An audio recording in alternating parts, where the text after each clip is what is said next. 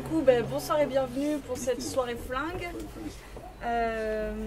On a donc la chance d'avoir Nebal Carib 6 qui cet été s'est fait un cycle de lecture de western et qui a sélectionné les pépites dont il va nous parler ce soir. Et je vais faire le lien à chaque fois avec Céline Minard et Faillir être flingué, qui est un super western de cette rentrée aussi. Ouais, donc c'est parti. Je vais présenter donc 7 romans. Alors là, il y en a un peu plus, c'est la libraire qui s'est lâchée.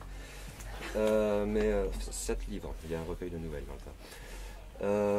Donc des westerns, dans des genres assez divers. Alors l'idée, ça va être de les présenter et de voir un petit peu ce qui peut les rapprocher ou les éloigner, donc de Faillir être flingué. Donc c'est pour ça que je vais commencer par 2 westerns, alors 2 gros pavés, 2 classiques, qui tournent autour de la ville. Donc de cette idée de la frontière et de la ville, de la frontière qu'on repousse, voilà, donc Deadwood de Pete Dexter et Warlock de Oakley Hall. Alors j'ai envie de commencer par Deadwood, parce que c'est, quelque part, c'est celui qui m'a le plus semblé entrer en résonance avec Faillir être flingué. Alors Deadwood, bon, c'est un roman, on le connaît, le roman d'une part, il y a la série aussi bien sûr. Ça se passe donc dans la ville de Deadwood, bravo, et ça fait intervenir toute une kyrielle de personnages très variés, et notamment, mais pas seulement, quelques grandes figures de l'Ouest. Alors 2 on va citer, Wild Bill Hickok, dont l'assassinat est central dans le roman, là je vous révèle rien, et Calamity Jane, son épouse avec beaucoup de guillemets. Et donc c'est un roman qui fait intervenir donc plein de personnages autour de cette idée d'une ville qui se développe au fur et à mesure, alors du fait d'une ruée vers l'or en l'occurrence. Et ce qui m'a beaucoup plu dans Deadwood notamment, et que j'avais pas vraiment retrouvé dans la série d'ailleurs, c'est la grande variété et la grande richesse de ton de ce roman, qui peut être très émouvant par moments, qui peut être aussi très drôle. Chose qu'on peut retrouver dans Faillir être flingué, il me semble, mais qu'on ne retrouve pas forcément par contre dans les autres livres que j'ai pris dans la sélection où on rigole pas tous les jours. Mais Deadwood, donc il y a cette dimension qui est vraiment intéressante, et c'est un roman remarquable dans sa manière donc de traiter à la fois, de coller à l'histoire au plus près par certains côtés, mais tout en jouant du mythe, des codes, des archétypes, de toutes ces choses-là, donc en rapport avec le western. Alors c'est un western moderne, hein, ça date des années 80, comme d'autres qu'on pourra évoquer par la suite. Donc il y a une approche un petit peu de déconstruction dans un sens du mythe ou de tout ça. C'est une approche un petit peu différente dans l'autre grand western, donc j'ai envie de parler en rapport avec la ville, qui est donc le Warlock de Oakley Hall. Alors celui-là est plus vieux, il date de 1958. Et c'est un roman, excusez-moi, donc qui est centré cette fois sur une ville imaginaire, donc la ville de Warlock, mais pour être imaginaire, elle fait quand même beaucoup penser à Tombstone, et donc à l'histoire du règlement de compte à Hockey Coral, donc transformé ici en Acme Coral. C'est l'histoire donc d'une ville, là encore en voie de développement. Alors c'est pas tout à fait une ville, elle n'est pas tout à fait reconnue comme ça, ce qui vient poser des soucis avec la justice notamment, puisqu'elle tombe sous le coup de l'assaut de cow-boys très divers, et pas très sympathique, même si c'est un roman tout sauf manichéen, c'est une de ses grandes forces. Et donc pour combattre ces cow-boys guère fréquentables, la ville décide de faire appel à un marshal, donc un pistolero, le nommé Blaisdell, qui est très célèbre déjà dans la littérature western de l'époque, à tel point qu'un écrivain lui a offert une paire de pistolets avec une crosse en or. Et donc c'est la base du roman, mais là aussi ça fait intervenir une très grande quantité de personnages. Et c'est la ville véritablement qui est le personnage principal de Warlock.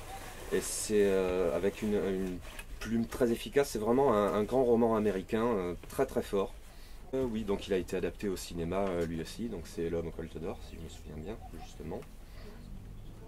Et voilà, c'est un très très grand roman. Alors un pavé par contre, hein, il est dense, il faut se farcir.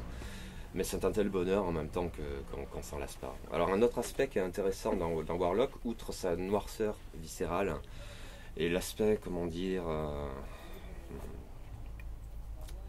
oui, sauvage en fait, de cet univers, où les gens sont ni bons ni mauvais, mais il y a toujours quelque chose qui coince quand même.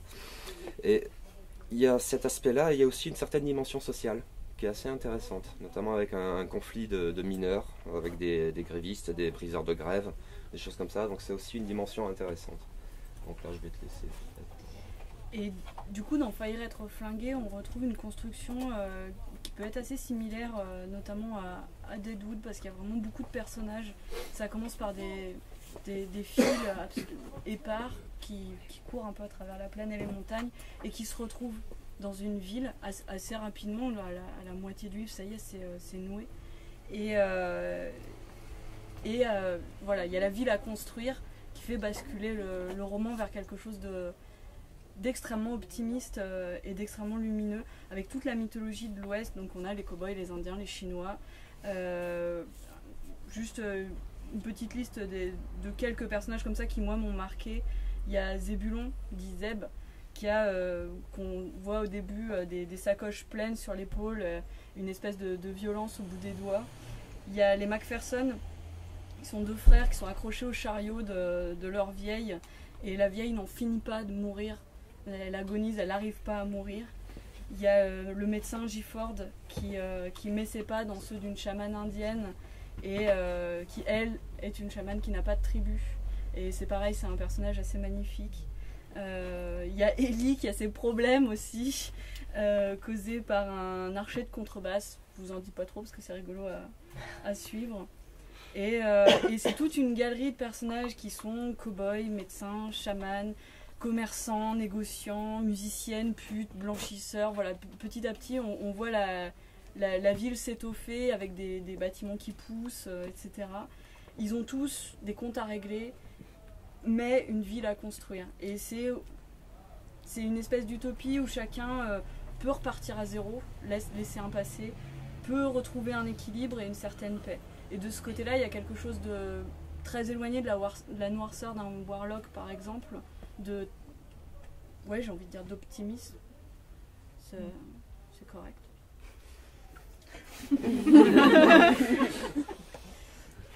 Oui, c'est correct parce que le livre il s'arrête quand il faut en fait. Parce qu'on sent qu'après ça peut basculer grave. Mais effectivement, au moment où ça s'arrête, c'est encore justement pas trop figé et pas trop dans les. Ce qui s'est noué, c'est des nœuds coulants qui sont pas des nœuds de la pendaison quoi. C'est encore des nœuds un peu flottants, un peu. Voilà, rien n'est trop figé et puis voilà. Donc, mais on sent quand même, enfin, dans les dernières phrases du livre, que ça va basculer vers la grande noirceur, qui est quand même le génocide des Indiens qui fonde la nation américaine. Donc ça, c'est quand même, on le voit, si on veut le voir, puis on le sait nous, quand même, ça nous renvoie à notre contemporanéité, enfin, à l'histoire et à ce qui s'est passé, même si c'est pas un livre historique ou historien. C'est un livre historique, mais pas historien, mais pardon. Et en tout cas, oui, c'est vrai que c'est pas un livre noir parce que justement, tout est en train de se décider. C'est pas déjà décidé et les identités sont assez flottantes, comme les pérégrinations sur cette prairie qui est elle-même assez flottante, puisqu'on peut la prendre de temps en temps plutôt pour un océan que pour une prairie. Et voilà, moi, Warlock, je suis pas arrivée à le lire parce que la première bagarre, j'ai rien compris. Je savais pas qui tenait le pistolet de la main gauche de la hanche droite de qui faisait le paix derrière, etc. Et j'ai relu 15 fois la scène et j'ai rien vu. Et je me suis dit, ah non, il y en a 300 pages, c'est trop compliqué pour moi. Et j'aurais peut-être dû sauter ce truc de flingue. Et en même temps, je me disais, c'est décisif, si je sais pas qui tire sur qui... J'ai tout raté. C'est vrai que Warlock, c'est vraiment un roman qui vraiment donc, fait intervenir une multitude de personnages et très tôt on se le prend en pleine figure. Et c'est vrai que ça peut faire comme un choc. Je me souviens qu'il y a un passage au tout début où on suit le journal d'un épicier en fait, donc il raconte un petit peu la situation de la ville de Warlock. Et il y a un passage où on a une note de bas de page, qui n'est pas du traducteur, qui est vraiment une note intégrée à la narration, et qui explique voilà quels sont les membres du comité des citoyens de Warlock. Il y en a une liste, il y a 30 noms. Donc il faut pouvoir. Mais ça c'est pas prendre, gênant, mais, c'est un insert poétique ça. Oui, non, voilà. Mais non, c'est vraiment l'action que j'ai trouvée confuse en fait. Enfin, c'est un détail. Voilà, quand tu as des doutes, oui. Enfin, c'est évidemment une sorte de, justement, de structure. C'est un topos, quoi, le boyau de la ville, enfin la ville avec une seule artère et puis tout en planche ou tout en tente. Et je crois que c'était ça qui m'avait le plus intéressé dans Deadwood et dans le roman et dans la série, que moi j'ai vu avant de lire le roman, j'ai lu après et je pense que c'était pas le bon sens. Je crois aussi. Ouais, c'était pas le bon sens pour le roman, en tout cas, à mon avis. Et c'est vrai que cette histoire de traiter les personnages de façon assez égale, c'est-à-dire il n'y a pas un héros vraiment qui se On trouve détache. les légendes et puis Ouais. les légendes du commun qui sont effectivement... Voilà, et qui sont traités un petit peu à la même aune, en fait. Moi, j'avais trouvé ça très très intéressant. Ce qui est aussi le cas dans un des Jacques Tourneur que j'aime bien, et le passage du canyon, où c'est que une histoire de groupe, et chacun a son histoire individuelle, courte ou longue, on en sait beaucoup, on n'en sait pas beaucoup, mais en tout cas, il n'y a pas un héros viril qui marche solitaire vers le soleil couchant, et ça, c'est plutôt intéressant, je trouve, effectivement. Donc, Contrée indienne. Alors, c'est un recueil de nouvelles, celui-là. Chronologiquement, ce sont les textes les plus anciens ici, ils datent des années 40-50 pour la plupart. C'est le livre par lequel j'ai inauguré mon cycle de lecture et je ne l'ai pas regretté parce que c'est quand même très très fort, c'est vraiment un livre qui me tient à cœur. Donc, il y a plusieurs nouvelles de ce recueil qui ont été adaptées. La plus célèbre, c'est probablement L'homme qui tua Liberty Valance, mais elle n'est pas représentative du contenu de Contrée indienne qui, comme son nom l'indique, s'intéresse surtout donc aux confrontations entre les pionniers et les Indiens. Au travers de nouvelles... là encore, c'est traité sans phare, véritablement, d'une manière très lucide et juste, dans le sens où on ne tombe pas dans les clichés qu'il y a souvent dans les westerns concernant les Indiens, alors ou bien d'un côté, ça c'était l'ancienne version avec les sauvages, etc., blablabla, ou bien les victimes uniquement. C'est beaucoup plus compliqué que ça. Ça envisage tous les aspects de leur société, et c'est vraiment très intéressant de ce point de vue. Alors, il y a plein de nouvelles dont on pourrait parler, elles sont toutes magnifiques, je trouve. Il y en a deux quand même qui me paraissent particulièrement extraordinaires, donc j'ai envie de développer un tout petit peu sur celle-là. Donc il y en a une qui s'appelle La tunique de guerre. C'est le récit d'un pied tendre, donc qui vient de l'Est, pour retrouver son frère qui a disparu il y a fort longtemps, et s'il se trouve que son frère, je vous révèle rien, là, comme ça sans doute on comprend le truc dès le début, a intégré une tribu indienne. Et donc les deux personnages se rencontrent et communiquent par le biais d'interprètes. Deux frères. Deux blancs en théorie, sauf qu'il y en a un qui est devenu indien. Et c'est une nouvelle qui est très, très émouvante, très forte, mais c'est quelque chose d'assez représentatif de ce recueil qui est d'une justesse, d'une émotion vraiment remarquable, avec de très beaux personnages d'indiens, de très beaux personnages de femmes aussi. Et donc voilà, cette nouvelle est vraiment remarquable. Il y en a une autre que j'adore. Alors celle-là, on s'éloigne un petit peu de la thématique au sens strict de la soirée, puisqu'elle s'appelle Cicatrice d'honneur. Et elle se passe en fait pendant la Deuxième Guerre mondiale. Et ça ramène un petit peu à ce dont vous parliez concernant donc la fin d'un monde, la fin de ce monde indien, puisqu'on y retrouve de jeunes indiens qui vont partir sur le front et qui vont s'adresser à un vieillard, un vieil homme de leur tribu, qui ne connaît absolument rien aux vieux rites ou aux trucs comme ça, mais qui va quand même jouer le jeu. Alors disant voilà comment on faisait les rites autrefois quand on devait partir pour la guerre. Et c'est une nouvelle qui est très touchante là aussi, qui est drôle en même temps. Le personnage de ce vieil indien est assez remarquable de ce point de vue. Et bon, enfin voilà, je pourrais continuer sur chacune de ces nouvelles quasiment. C'est vraiment très très fort. Et du coup, ouais, les Indiens sont aussi très présents dans Faillir être flingué, avec aussi souvent une dimension très touchante et très poétique. On a dans Faillir être flingué des personnages qui sont vraiment bien campés, mais qui sont bien démolis dès le départ. Et souvent, quand ils trouvent un deuxième souffle, une deuxième chance, une nouvelle vie, c'est à un moment de rencontre avec des Indiens. Je pense à Gifford, le médecin qui rencontre la chamane. C'est le duo le plus, qui moi le plus bouleversé de son histoire à lui, de son histoire à elle, et cette espèce de où il réapprend tout comme un nouveau-né à boire, manger, marcher, puis parler. Il passe une nuit dans une grotte. C'est une image qui m'est vraiment restée. Je ne vais pas tout vous raconter. Il y a une très belle rencontre aussi avec les Indiens et les Macpherson, et donc justement ce problème de cette vieille dame qui n'arrive pas à mourir, qui est vue de très très très loin, comme en petite silhouette, et qui est très très belle aussi. Et après il y a le passage assez, bon là je trouve ça plus rigolo qu'autre chose, mais où Ellie, donc, qui est un des personnages qui a des problèmes, qui se prend pour un cheval. Et à chaque fois dans ces rencontres, c'est des images qui restent. Pardon ? C'est pas un problème.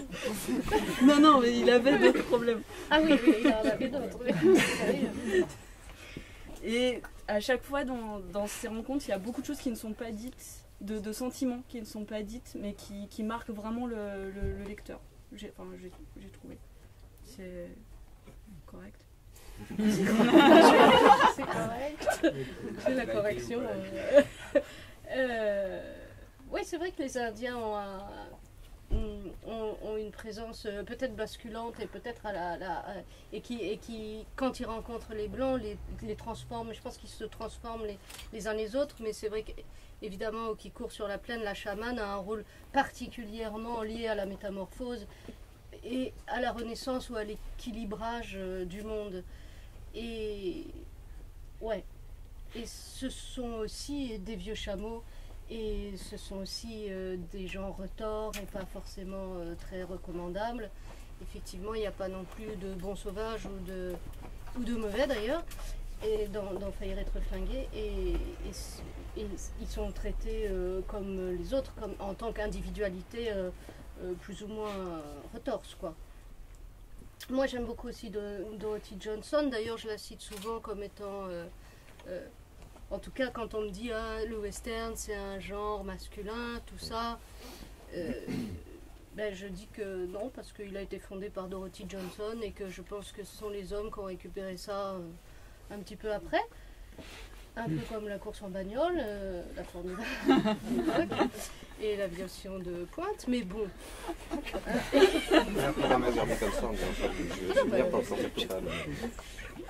Et voilà. Et voilà. Bon, sur le thème de la fin d'un monde, on va passer à autre chose. Alors là, peut-être pour le coup, effectivement, de très très viril, qui est le tireur de Glendon Swarsouth. Donc c'est encore du Gallmeister. Je ne suis pas payé par eux, faut pas croire. C'est un court roman très cinglant qui raconte l'histoire en fait d'un vieux pistolero, enfin vieux, il a une cinquantaine d'années, qui va dans une ville du Texas, El Paso je crois, pour se faire confirmer un diagnostic auquel il ne veut pas croire, tout simplement qu'il a le cancer. Et donc on a ce type qui a passé sa vie à tuer les autres un petit peu partout, à mener une vie très aventureuse et quelqu'un de franchement pas fréquentable du tout, qui se retrouve coincé dans une pension de famille, à attendre la mort et dans toute l'agonie qu'on peut imaginer. Mais évidemment, il compte bien partir sur un dernier coup d'éclat. Parce que de toute façon, on ne va pas vraiment lui laisser le choix. Et c'est vraiment un western crépusculaire, donc ça se passe en 1901. Et on sent vraiment toute cette idée de la fin d'une époque, de quelque chose, d'une épopée un peu mythifiée de ce que pouvait être l'Ouest, la frontière, tout ça, avec ses brigands et ses justiciers à l'arme au poing. Et c'est un monde qui s'arrête, tout simplement. Parce que avec le siècle qui change, avec des inventions nouvelles, avec les transports, les communications, les trucs comme ça, cet homme-là n'a plus sa place dans ce monde-là, tout simplement. Et là, j'aimerais en lire juste un petit paragraphe qui me paraît assez programmatique. Donc, il pensa, oh, je me suis nourri de mielé, et le vin, et le whisky, et le champagne, et la viande tendre et blanche des femmes, et les beaux vêtements, et le respect des hommes forts, et la peur des faibles, et le retournement des cartes, et les bons chevaux, et le crissement des billets, et la fraîcheur des matins, et tout l'espace dont aurait pu rêver Dieu ou un homme. J'ai eu de bons moments, mais les meilleurs instants étaient toujours après, juste après. Le revolver chaud dans la main, la morsure de la fumée dans mes narines, le goût de la mort sur ma langue, le cœur haut dans la gorge, le danger derrière moi, et puis la sueur soudaine et le néant, et la sensation douce et fraîche d'être né. C'est un roman, autant le dire de suite, très cruel, extrêmement violent, d'une violence chirurgicale. Alors là, pour le coup, il y a une précision quand les balles viennent fracasser les visages qui est assez stupéfiante, mais ça fait indéniablement son petit effet. Alors, la violence et la classe, on l'a aussi dans Faillir être flingué. C'est vraiment de l'Ouest sauvage avec du sauvage dedans. Je parle pas des Indiens.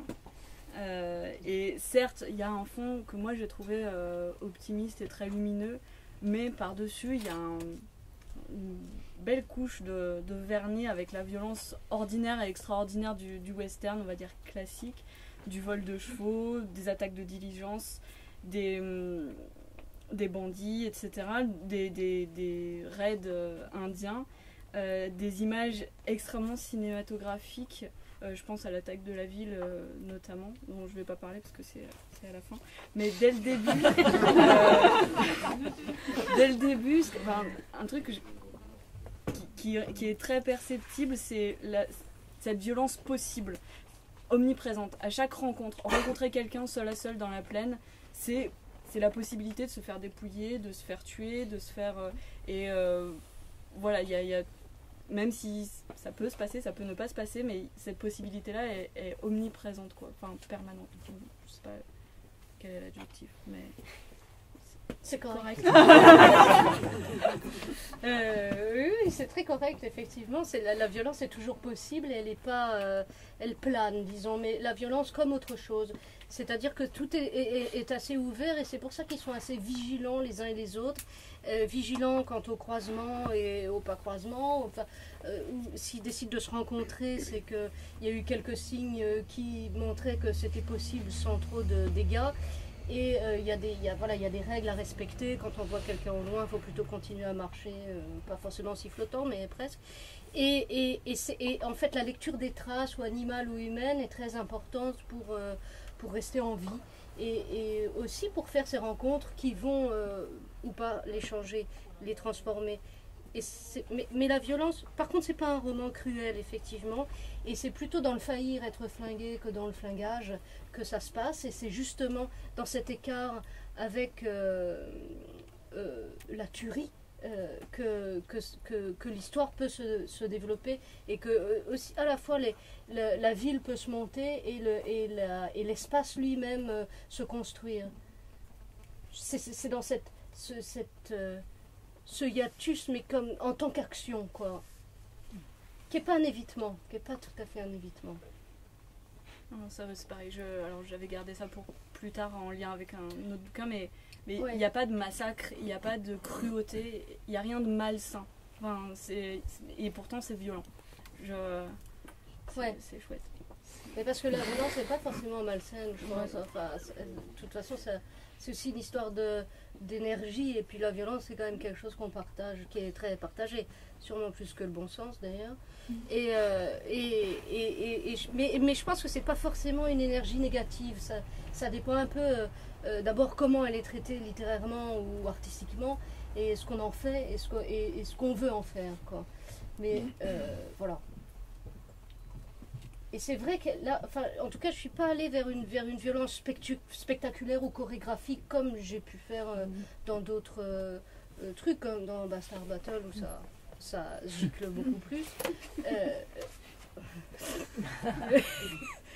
Mais là, j'ai plutôt voulu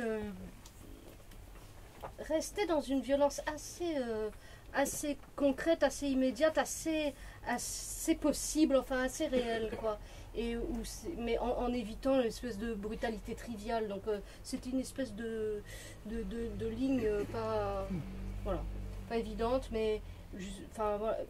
Par exemple pour amorcer ou désamorcer certaines rencontres clés de lutte, quand Brad se bat avec Kibble, qui est le bandit sans oreille, dans la prairie, c'est au centre d'un cercle qui est un doyo en fait, et c'est réellement un combat de sumo. Alors ça se finit par la mort d'un des deux quand même, mais ce qui est rare dans le sumo. Mais c'est aussi une des manières que j'ai trouvé d'amorcer une violence concrète, mais de la désamorcer aussi par tout un système d'art et de prise de l'art du combat, quoi, qui vient quand même d'ailleurs là pour le coup. Voilà. Donc pour les derniers livres, enfin les 3 derniers livres quand même de la sélection, c'est dans une optique assez différente de ce qu'on avait pu voir jusque-là, puisqu'il va s'agir de romans de voyage, enfin de romans de voyage, de road novel, on va dire, ou de choses comme ça. Alors le premier dont on va parler, c'est ce monstrueux pavé fabuleux, les Lonesome Dove de Larry McMurtry. Donc Lonesome Dove, c'est vraiment une odyssée, c'est un périple de 5000 km en gros, qui va donc du petit bled paumé de Lonesome Dove au Texas, à la frontière avec le Mexique, jusque dans le Montana. Parce que 2 anciens Texas Rangers ont appris que peut-être là-bas, ça pourrait être pas mal d'y établir un ranch. Que personne n'a jamais fait, donc ils se disent, allez hop, on va le faire. Là aussi, il y a cet aspect un peu crépusculaire qu'on pouvait avoir dans Le Tireur, dans le sens où voilà, les Texas Rangers, ce sont des hommes d'un autre temps, clairement. Ils sont sur leur vieux jour, alors ils le vivent plus ou moins bien. Donc il y a un des personnages qui passe son temps affalé sous un Porsche à se bourrer la gueule, il n'y a pas d'autre mot. Mais quand même, il va se retrouver embringué dans cette aventure avec là encore toute une théorie de personnages extrêmement bien campée, remarquablement dessiné, vraiment c'est impressionnant, quoi. Et c'est un livre qui commence d'une manière assez légère, presque triviale, on pourrait dire, sur un ton presque de comédie qu'on ne s'attend pas forcément à trouver dans le cadre d'un western, du moins de l'image qu'on en a le plus classiquement du monde. Et ça vire au fur et à mesure des pages qu'on lit avec un délice toujours renouvelé. C'est énorme, mais on ne se lasse pas un seul instant à lire cette merveille. Ça se transforme, ça devient un petit peu feuilletonesque, et dans la dimension feuilletonesque, il va y avoir une forme de tragédie qui va s'immiscer progressivement. Bon, là encore, je vous révèle rien, on peut se douter que tout ça ne va pas se passer comme sur des roulettes, ce très très long voyage. Et Larry McMurtry, donc en écrivant Lonesome Dove, alors qui, si je ne m'abuse, pour ceux que ça pourrait intéresser à gagner le prix Pulitzer, ce livre comme ça a une odyssée vraiment incomparable. Un roman fleuve, oui, c'est rien de le dire, qui fait vivre tout un univers et qu'on a beaucoup de mal à lâcher en fait. Parce que là encore, ça va du rire aux larmes de manière très frappante, très forte. Et enfin, arrivé aux dernières pages, moi franchement, j'en voulais encore. Ça fait plus de 1200 pages ou quelque chose comme ça, mais j'en voulais encore. Et il semblerait, j'ai cru comprendre qu'aux États-Unis, il y a encore. Bon, en français, on n'a que le Lonesome Dove de Larry McMurtry, l'œuvre centrale, véritablement. Et en tant que tel, ça se lit évidemment tout seul, enfin tout seul façon de parler, oui, si, tout seul, c'est très bien. Et c'est, d'aucuns disent que c'est le western par excellence, alors j'irai peut-être pas jusque là, sinon on ne parlerait pas tous les autres qu'il y a ici, mais c'est quand même un livre vraiment remarquable et indispensable, tout simplement. Quand on s'intéresse a priori à ce genre ou pas, Lonesome Dove est indispensable. Alors là, j'ai pas forcément des choses très intelligentes à dire, mais ça fait partie, Lonesome Dove, ça fait partie des références que tu cites quand tu parles de western. Abondamment. Il y a aussi Dorothy Johnson, la veuve de Adamson, Zébulon de Verlizer, ou Jeffrey Lance.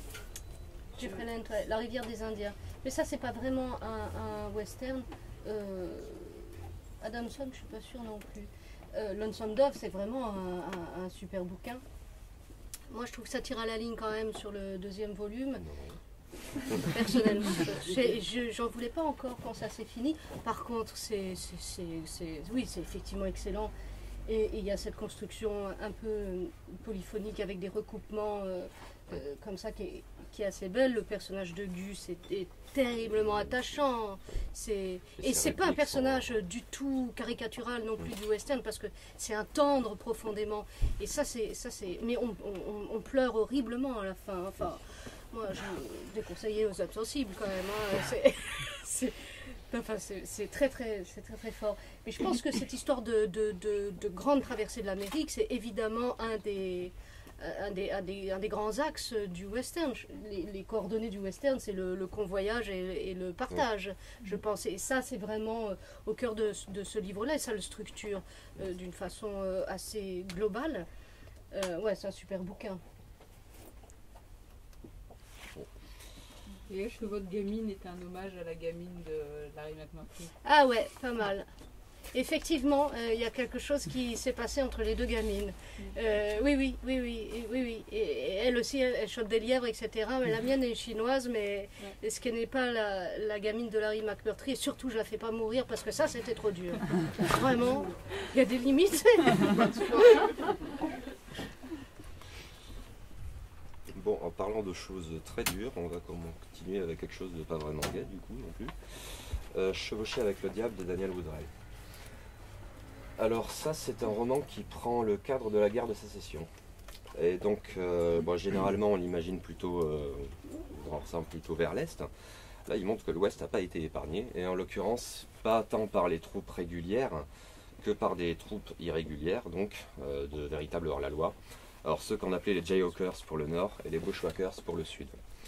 Donc des gens qui se livrent au pillage et au massacre en règle dans les territoires qu'ils traversent, alors qu'il y a des territoires un petit peu flous, enfin flous, ça se passe au Kansas et au Missouri précisément ici.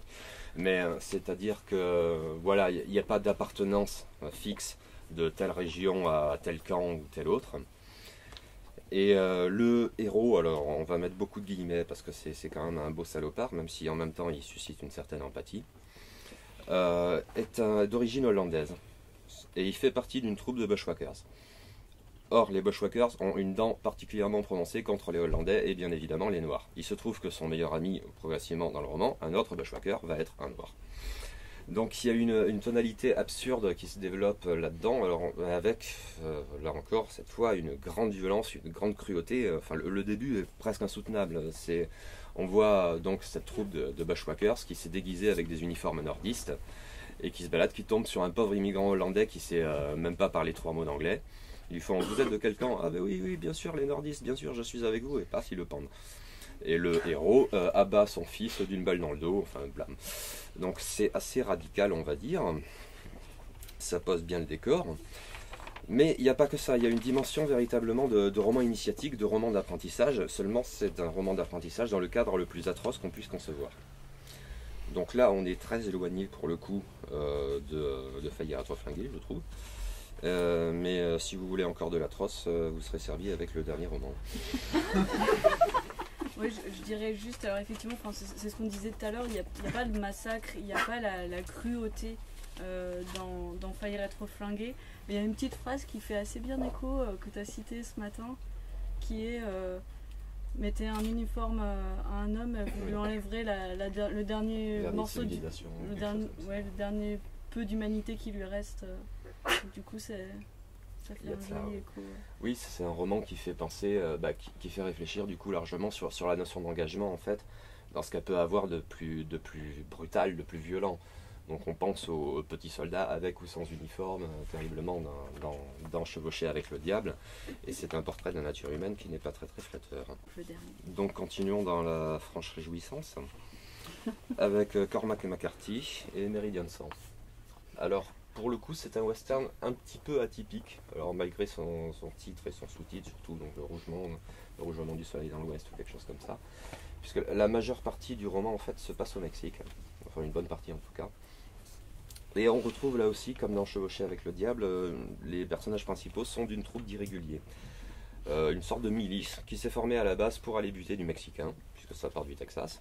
Donc on est après toute la mythification d'Alamo et de ce genre de choses, donc ça commence pour aller buter du Mexicain. Puis après ils se disent, tant qu'à faire, ils vont buter des Indiens. Et c'est un roman d'une sécheresse, d'une austérité, d'une violence vraiment éprouvante, et qui est porté notamment, alors évidemment par la plume de McCarthy, qui n'est quand même pas le premier venu, et qui a un style vraiment très fort. Alors il faut s'accrocher quand même pour... voilà, c'est un livre qui demande à être digéré bien comme il faut, mais il fait une sorte d'effet à retardement, je trouve. Quand on le lit, bon, on lit un livre, très bien, oui c'est bien forcément, et quand on l'a fini, là on se prend une grosse baffe. Ça fonctionne vraiment comme ça, et c'est là qu'on se rend compte d'images très fortes qui peuvent être générées par ce roman, et notamment en rapport avec un personnage extraordinaire qui s'appelle le juge, et qui est une figure surhumaine et satanique. C'est une sorte d'incarnation du mal, mais terriblement séduisante en même temps. C'est un personnage d'un charisme époustouflant et qu'on voit accomplir les choses les plus sidérantes. Il y a une scène extraordinaire où on le voit fabriquer de la poudre pour continuer le massacre. enfin pour survivre déjà et continuer le massacre, ça marque terriblement certains duels qui impliquent le juge, que ce soit des joutes verbales ou bien des duels d'armes au poing. Ça laisse pas indifférent de toute façon. C'est vraiment un roman qui fait froid dans le dos, qui fait mal au ventre, mais qu'il faut avoir lu. Alors, Faillir être flingué, c'est beaucoup moins douloureux. Je vais pas faire de parallèle sur le fond, mais peut-être sur la démarche. Pour moi, Faillir être flingué, c'est du western, mais c'est pas du western. C'est-à-dire qu'il en a la forme, et pardon, mais une putain de forme. Mais au fond, par ce côté optimiste, par aussi toute une dimension de fable, je trouve, une dimension poétique, imaginaire, très forte, qui se fout de l'histoire. Effectivement, ce sera probablement historique, mais pas un roman historien. Voilà, c'est un western sans être du western. Comme McCarthy peut faire du western sans faire du western. Est-ce que c'était la démarche à la base ?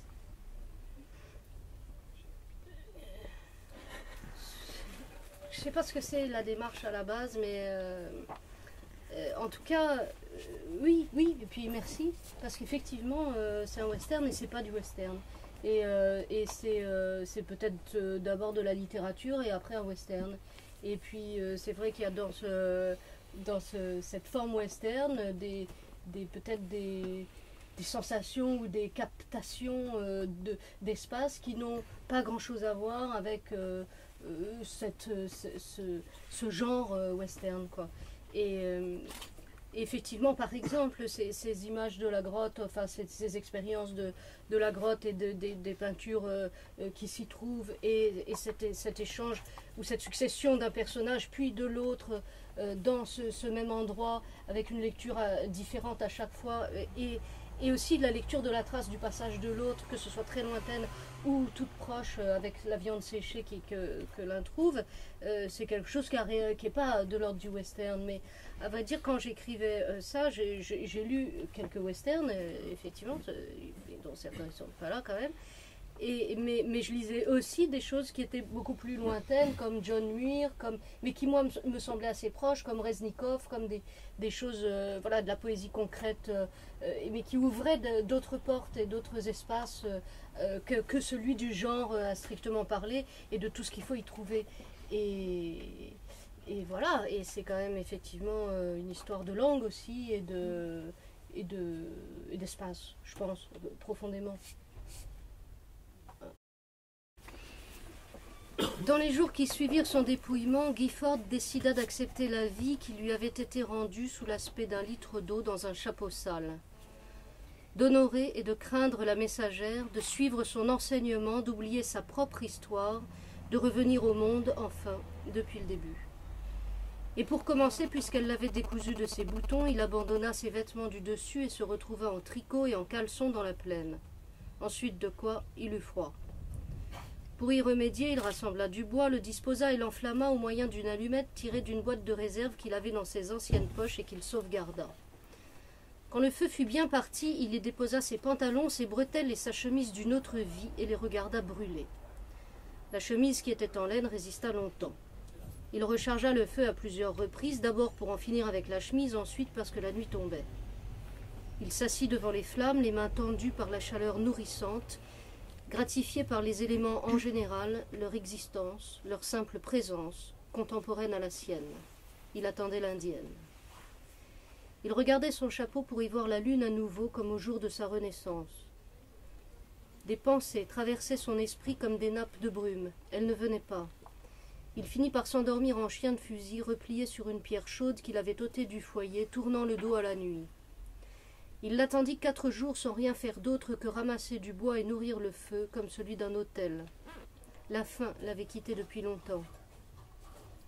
Quand il parcourait la prairie sur ses pieds nus, il avait l'impression contradictoire d'être enraciné et de flotter sur une mer d'algues que le courant couchait, parfois dans un sens, parfois dans l'autre.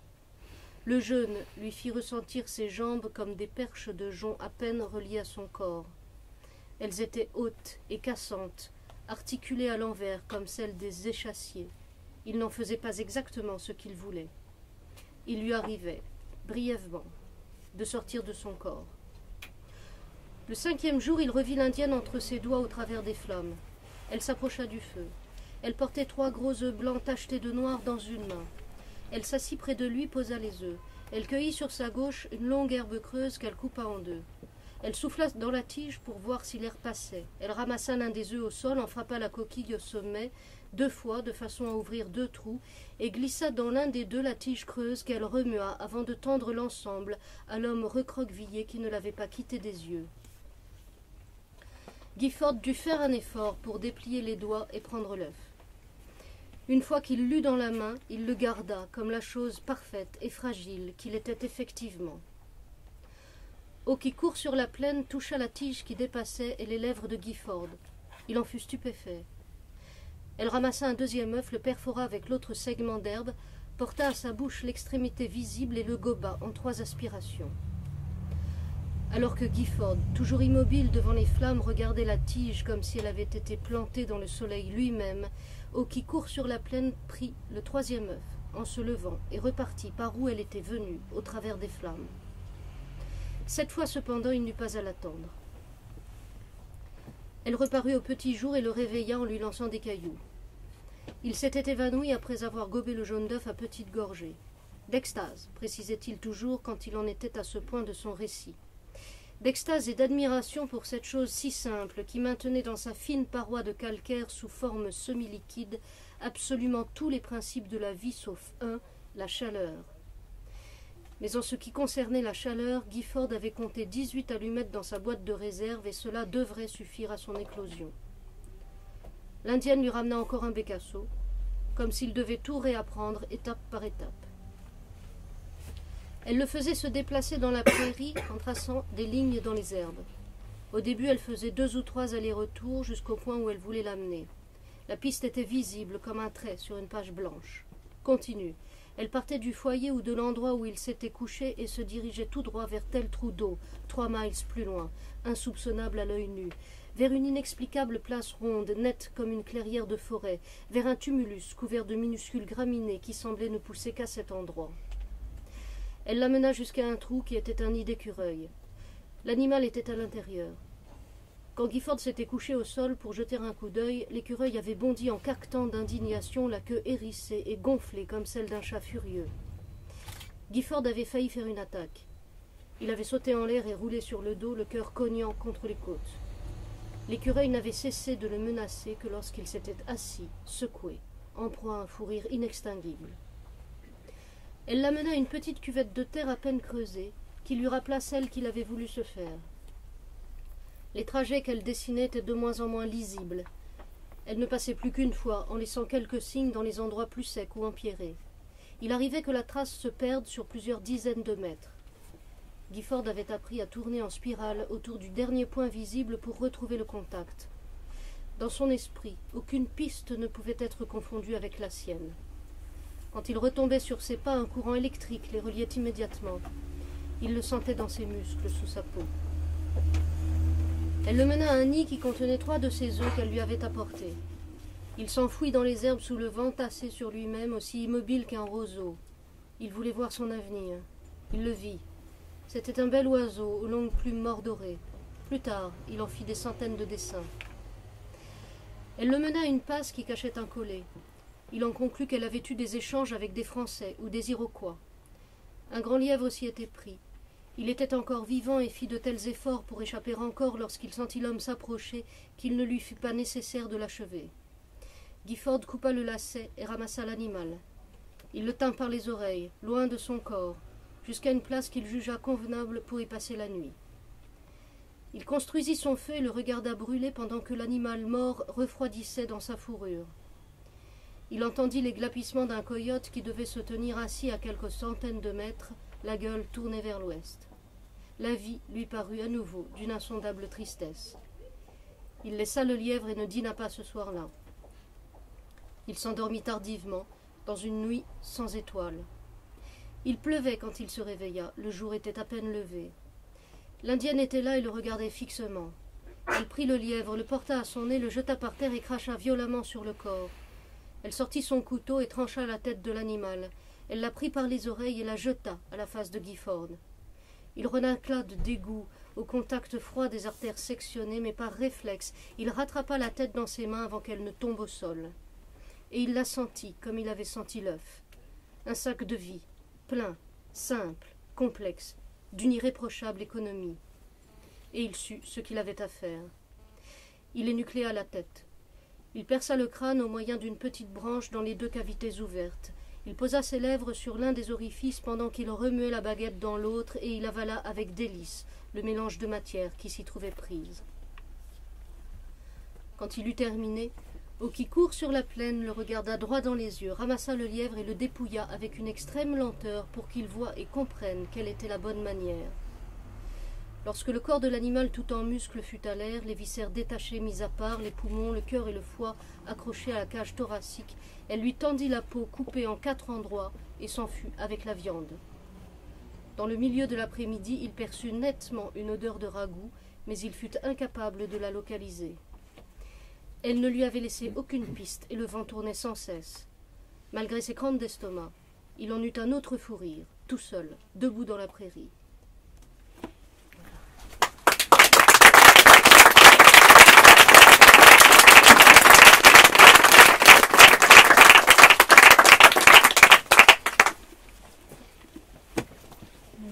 Merci beaucoup d'être venue. Merci beaucoup à Céline d'être venue pour la 2e fois en un C'est an. un plaisir. Puisque en janvier, on avait fait une soirée autour de Bastard Battle et la littérature médiévale. Et voilà, c'est toujours un plaisir. Un grand merci à Nebal également donc, pour avoir fait ce tour d'horizon choisi en fait, d'un paquet de lectures, parce que c'est vraiment que la partie émergée de l'iceberg, c'est le cas de dire. Derrière, il y a énormément de romans. Et puis, on profite aussi de l'occasion ce soir donc, pour une chose qui n'arrivera pas souvent chez Clarive, donc je vous le dis par avance. On a mis du champagne au frais parce qu'en fait, l'arrivée d'une 5e associée dans notre coopérative habilement déguisée en SARL pour des raisons légales, qui est Marianne, donc, qui arrive de Sète, qui est là.